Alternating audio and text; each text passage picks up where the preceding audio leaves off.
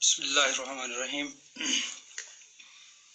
अजीज़ बच्चों, आज की इस वीडियो में हम class 9th subject math exercise 9.5 का क्वेश्चन नंबर 9 करने जा रहे हैं।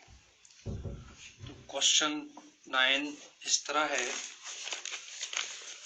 To circles intersect at 2 points B and C. हमारे पास दो सर्कल्स हैं, जैसे मैंने आपकी बुक पे भी शक्ल दी गई है और मैंने यहाँ भी शक्ल बनाई है। दो सर्कल्स है जो एक दूसरे को बी और सी पे काटते हैं। ये दो सर्कल्स ये एक दूसरे को बी और सी पे काटते हैं। Through B two line segments A B D and P B Q are drawn. तो बी पॉइंट जो है, इस बी पॉइंट से हमने दो लाइंस ड्रा की है। एक है पी बी क्यू और दूसरी लाइन जो हमने बी से ड्रा की है वो है ए बी डी। ये दो लाइंस हमने ड्रा किए हैं बी पॉइंट से। Intersect the circle eight A D P Q. तो ये दो लाइन सेगमेंट्स जो हैं, ये इन दोनों सर्कल्स को 4 पॉइंट्स पे काटती हैं। एक पहला पॉइंट जो है वो ए है, ए पॉइंट है, और यहाँ जो ये लाइन सेगमेंट है ये डी पॉइंट पे काटती है इस सर्कल को। और फिर जो हमने ये दूसरी लाइन सेगमेंट जो हमने खींची है, ड्रॉ की है, वो पी, इस सर्कल को पी पे काटती है और इस सर्कल को क्यू पे काटती है। Prove that ACP is equal to QCD। तो ये दो एंगल्स हमें प्रूव करने हैं कि ये एक दूसरे के बराबर हैं। हम सॉल्यूशन करेंगे।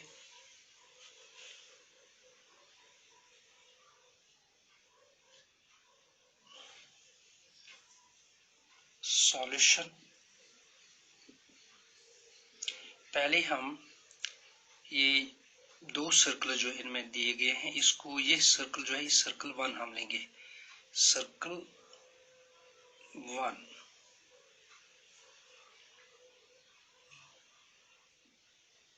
सर्कल 1, और दूसरा सर्कल जो है वो हम लेंगे सर्कल 2। सर्कल 2। तो इन दोनों सर्कल्स में अगर आप देखेंगे, जो ये एंगल है, चलो हम इनका नाम रखेंगे एंगल 1 और एंगल 2। ये दो एंगल्स जो हैं ये एक ही सेगमेंट में है। इस सर्कल, जो पहला सर्कल है, उसके एक ही सेगमेंट में है। जो BC आर्क है, BC आर्क जो इन दोनों एंगल्स, BC आर्क ये दो एंगल्स बनाता है एक ही सेगमेंट में। अगर हम अलग भी इस सर्कल को लेंगे, तो इसमें अगर आप B और C आर्क लेंगे, यहाँ है B और यहाँ है C, BC आर्क। तो BC आर्क जो है, या BC पे अगर कार्ड भी होता तो ये दो एंगल्स बनाता है। एक है A पॉइंट पे, यहाँ A पॉइंट है और यहाँ P पॉइंट है। तो इस जो ये आर्क है, आर्क के एंड से आप एक लाइन खींचे और इस आर्क के एंड से यहाँ पे दूसरा आप खींचे एक और लाइन, तो यहाँ पे एंगल A बनता है, जो हमने एंगल 1 रखा है इसका नाम यहाँ पे। तो इसी तरह से B से आप और एक लाइन P तक खींचेंगे और C से P तक दूसरी लाइन खींचेंगे, तो इसको आप एंगल 2 रखेंगे नाम, जैसे मैंने यहाँ रखा। तो इस तरह से BC आर्क जो है, तो या BC कॉर्ड जो है, ये दो एंगल्स जो बनाता है वो एक ही सेगमेंट में है। और आपने ये पढ़ लिया है कि दोनों एंगल्स जो हैं ये एक दूसरे के बराबर होंगे। तो इसलिए एंगल 1 जो है एंगल 2 के बराबर होगा सर्कल 1 में। तो हम इस तरह लिखेंगे इन सर्कल, पहले सर्कल 1 लेंगे, सर्कल फर्स्ट। तो सर्कल फर्स्ट में angle 1 is equal to angle 2। तो अगर आप रीजन, आपको अगर याद होगा तो रीजन यही है, angle angles subtended by an arc, angle subtended by an arc in the same segment of a circle are equal। जैसे मैंने आपको पहले ही कह दिया कि ये एंगल्स जो हैं ये सबटेंडेड बाय एन आर्क, ये एक आर्क बनाता है, यानी बीसी आर्क ने ये दोनों एंगल्स बनाए हैं in the same segment of a circle, एक ही सेगमेंट में, एक ही हिस्से में, एक ही जानिब ये दोनों एंगल्स बने हैं। तो of a circle are equal, ये हमेशा बराबर होते हैं। तो इस तरह से angle 1 is equal to angle 2। Similarly तो इसी तरह से हम लेंगे सर्कल 2, सर्कल 2 सिमिलरली यही रीजन है। सिमिलरली इसी तरह से अगर आप यहाँ पे देखेंगे इस सर्कल 2 में यहाँ पे एक एंगल बनता है, तो चलिए हम इस एंगल का नाम रखेंगे एंगल 3, और यहाँ पे 4 बनता है। 3 और 4 जो दो एंगल्स हैं ये भी एक ही सेगमेंट में है। बीसी आर्क जो है, बीसी आर्क इन दोनों एंगल्स को एक ही सेगमेंट में बनाता है, इसलिए एंगल 3 जो है एंगल 4 के बराबर होगा, और रीजन सेम ही है। तो इसको हम 1 और 2 इसका हम नाम रखेंगे। ये जो है ये 1 लेंगे हम, और ये जो है हमारे पास इसको हम 2 लेंगे। अब हम एक ट्रायंगल आप देखेंगे, इसमें ट्रायंगल है ए सी और डी। ये ट्रायंगल है आपके पास ए सी डी। नाउ इन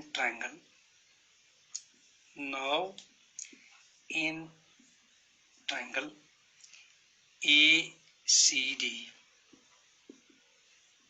इस ट्रायंगल में, ए सी डी ट्रायंगल में आपको एंगल 1 है और फिर एंगल सी है, लेकिन सी जो है इसके 2 पार्ट्स हैं। आपने 1 2 3 4, इसको हम एंगल 5 नाम रखेंगे, 5 एंगल है यहाँ पे। सो एंगल 1 प्लस एंगल 5, फिर इसका यहाँ पे और एक एंगल, एक्चुअली ये एंगल सी है, इसके 2 पार्ट्स हैं, ये 5 और एंगल 6, इसलिए हमने 2 एंगल्स लिखे। एंगल 5 के बाद है एंगल 6 प्लस, और तीसरा एंगल जो है वो एंगल 3 है, एंगल 3। तो इनका सम जो होगा वो 180 डिग्री होगा। तो इसको हम रीजन यही लिखेंगे, 3 जो एंगल्स होते हैं एक ही ट्रायंगल के, इनका सम जो होता है वो 180 डिग्री होता है, जो आप पहले ही जानते हैं। सो ये इसको हम लिखेंगे angle some property, angle sum property of a triangle। तो एक ट्रायंगल जो होता है, इस ट्रायंगल में 3 एंगल जो है, एंगल 1 और एंगल 5 और 6, ये एक ही एंगल है 5 और 6। यहाँ पे आप देखेंगे एंगल सी है ये, और फिर एंगल 3 है, इनका जो टोटल होगा वो 180 डिग्री होगा। इसलिए इस को हम 3 लिखेंगे, ये हम 3rd लेंगे, ये हम 3rd लेंगे। तो इस तरह से इसमें आप और एक ट्रायंगल देखते हैं। तो ट्रायंगल जो है वो है पी सी और Q, P C and Q. Now in triangle PCQ, इसमें भी 3 एंगल्स हैं। तो रीजन सेम होगा यही कि 3 एंगल्स का सम जो होगा वो 180 डिग्री होगा। तो पहला एंगल 2 लेंगे हम, एंगल 2, और फिर इसमें और एक एंगल बनता है एंगल 6, सी पे एंगल 6, और यहाँ और एक एंगल बनता है, इसका नाम हम रखेंगे एंगल 7। तो एंगल 2 के बाद एंगल 6 आता है प्लस एंगल 7, 6 और 7 एंगल जो है ये एक ही एंगल है, एंगल सी है। तो पहला एंगल ये है, दूसरा एंगल 6 और 7 है, और फिर तीसरा एंगल जो है वो है एंगल 4, एंगल 4। इन 3 एंगल्स का सम जो होगा, यहाँ तो 4 है लेकिन 6 और 7 आप अगर देखेंगे ये एक ही एंगल, एंगल सी, तो इनका सम भी होगा 180 डिग्री। तो इसको भी हम ये लिखेंगे angle sum property of a triangle. Reason ये है angle sum property of a triangle.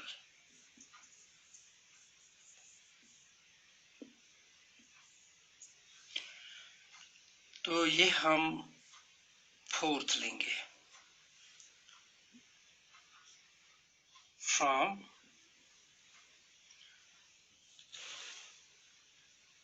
Third and fourth we get.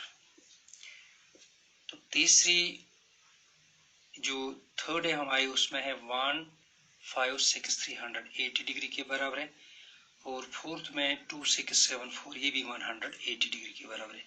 तो इस तरह से ये एंगल्स जो हैं इन एंगल्स के बराबर है, क्योंकि ये भी 180 डिग्री और ये भी 180 degree. Therefore angle 1 plus angle 5 plus angle 6 plus angle 3, ये एंगल्स हैं जो ये जो थर्ड में दिए गए हैं हमें। एंगल 1, फिर है एंगल 5, फिर 6 और एंगल 3। तो फिर जो फोर्थ है, फोर्थ में है 2, 6, 7 और 4, angle 2 plus angle 6 plus angle 7 plus angle 4, ये बराबर होंगे क्योंकि ये भी 180 डिग्री है और ये भी 180 डिग्री है। बट लेकिन हमने फर्स्ट और सेकंड में जो प्रूव किया है वो ये है कि 1 is equal to 2 and 3 is equal to 4, but angle 1 is equal to angle 2 and angle 3 is equal to angle 4। ये हमने ऑलरेडी प्रूव किए हैं, proved in first and second, ये फर्स्ट और सेकंड में हमने प्रूव किए हैं। देयरफॉर यहाँ एंगल 1 है, फिर है एंगल 5, फिर है एंगल 6, फिर है angle 3 is equal to angle 2, तो 2 1 के बराबर है, प्लस एंगल 6, फिर है एंगल 7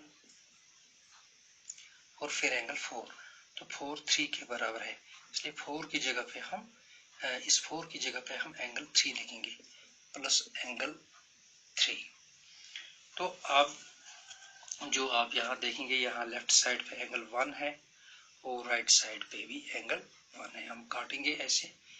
तो इस तरह से एंगल 5 यहाँ पे रहता है, फिर एंगल 6 हम राइट साइड के एंगल 6 के साथ काटेंगे। इसी तरह से एंगल 3 हम इस एंगल 3 के साथ काटेंगे। तो यहाँ पे एंगल 5 रहता है, एंगल 5 इज इक्वल टू, और राइट साइड पे जो रहता है वो एंगल 7 है। तो angle 5 is equal to angle 7। तो एंगल 5 जो है इसका पूरा नाम जो है, एंगल 5 आप देखेंगे इसका पूरा नाम जो है वो है A C and P. 5 is ACP is equal to angle 7। तो एंगल 7 आप देखेंगे वो है QCD, 7 angle is equal to QC and D। तो इस तरह से हमें यही निकला कि ACP और QCD जो दो एंगल्स हैं ये एक दूसरे के बराबर है। तो हमें प्रूव भी यही करना था, prove that angle ACP is equal to angle QCD, जो हमने यहाँ पे प्रूव किया है ना। प्रूव। Thank you.